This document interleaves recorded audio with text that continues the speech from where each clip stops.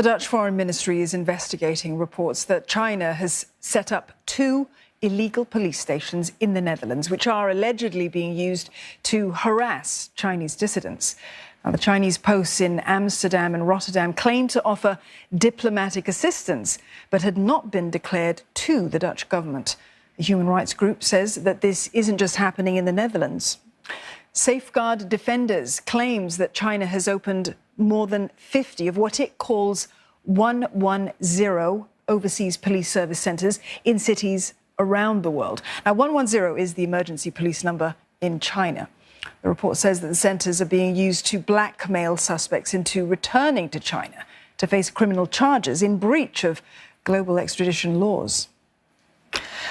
Well, for more, Rosie Burchard joins us live. She's in Brussels. Rosie, the report says that suspects were being blackmailed into returning to China. Explain to us, if you will, how that is supposed to have worked. Quite an extraordinary story unfolding here in the Netherlands, but also across Europe. Of course, it's raising eyebrows here in Brussels as well, where the European Union is headquartered. According to this report done by a Spanish NGO, these alleged unofficial police outposts, which are in the Netherlands, but according to the report, also in more than 50 cities around the world, are being used to target, to track, essentially, and to intimidate dissidents abroad. Now, some of the tactics that are alleged to be being used from these outposts are, for example, tracking down family members back in China and campaigns of intimidation then extraterritorially wherever the dissidents are found. Now, this report came out last month, but what's different about this latest news is that a news outlet in the Netherlands called RTL has actually tracked down what they say is a case study. They have tracked down a Chinese dissident called Wang Jingyu, who says he has been subject to a campaign of intimidation through these alleged police outposts in the Netherlands. He says he was contacted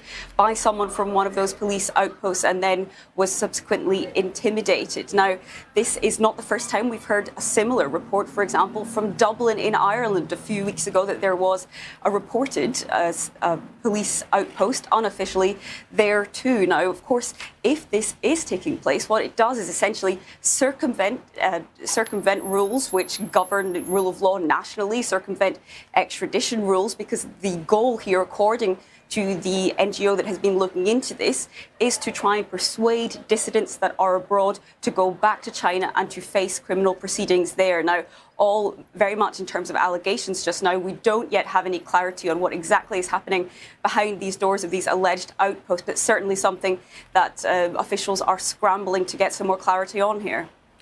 Well, certainly, if true, Rosie, it's quite the claim, but has there been any response from the Chinese side or even any official communication between the two countries on this?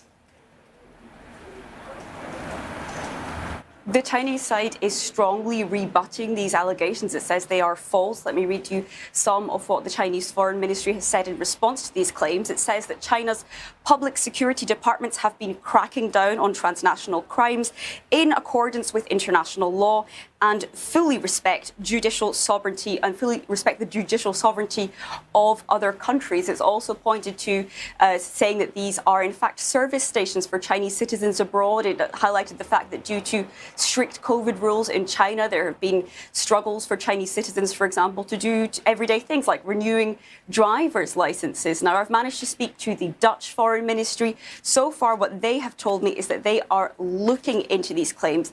A spokesperson told me, "We are investigating the activities of these so-called police centres." She said, "Once there is clarity on the matter, we will decide on the appropriate action." But she added, "We have not been informed about the centres via diplomatic channels." And of course, that would very much be the expectation if this was indeed being set up, even for those particular activities, like offering renewals of driver's licence, because usually that is what embassies and consulates are for. So certainly something the Dutch Foreign Ministry now tells me that it is looking into carefully, but no clarity yet from the Dutch side on how it will respond to these allegations. All right, Rosie, thank you very much for that. Rosie Burchard there in Brussels.